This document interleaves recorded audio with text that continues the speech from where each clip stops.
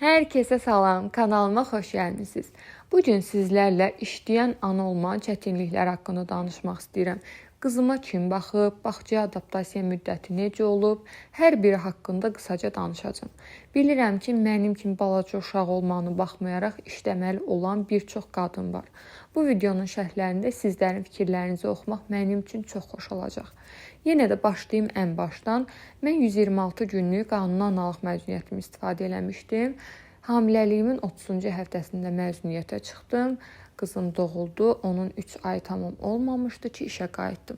Çünki artıq maddi olaraq sıxıntı yaşamaya başlayırdıq. Əlbəttə, hər bir qadın övladı ilə daha çox vaxt keçirməyi, ona ən azından 3 yaşına qədər öz baxmağı istəyər. Amma həyat şəraiti hər bir ailə üçün eyni olmur. Mən işə çıxanda qızımı dayıya əmanət elədim.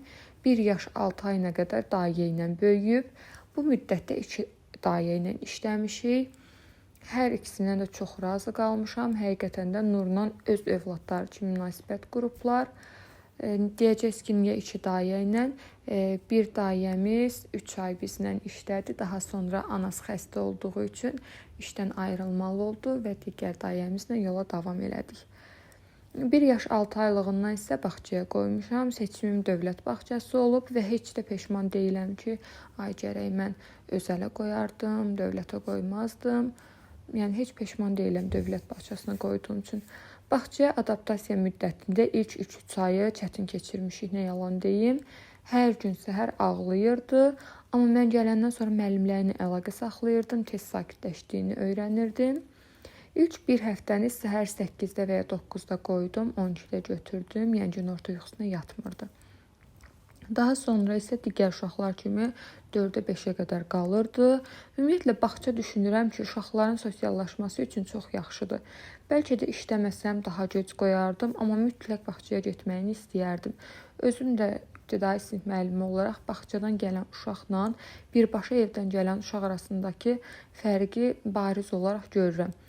Bağçaya getmiş uşaqlar özlərini məktəbdə də daha rahat, sərbəst hiss eləyirlər. Bir çox ilkin məlumatları, məsələn, rəngləri, fiqurları, heyvanları, bitkiləri və s. bilirlər, tanıyırlar. Qızımın 2 yaşında bağçanı dəyişməli oldum. Çünki yaşayış yerimi dəyişirdim. Ona görə də Nurun da bağçasını dəyişdim. Bu dəfə isə öyrəşmə müddəti 1 həftə çəkdi. 1 həftə ağladı, səhərlər qoyanda.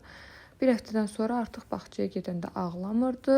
İndi də müəllimlərini çox sevir, qucaqlarına qaçır, onlarla oynayır. Uşaqlarla münasibəti yaxşıdır, pis deyil. İşləyən ana olmaq həqiqətən də çətindir, 2 qat məsuliyyət tələb eləyir. Bəzən xəstələnməyə, yorulmağa belə haqqımız olmur. Əziz analar, bu yolda hər birinizə səbir, dözüm, güc arzu eləyirəm. Və bu videoya baxan gözəl qadın, sən çox yaxşı bir anasan.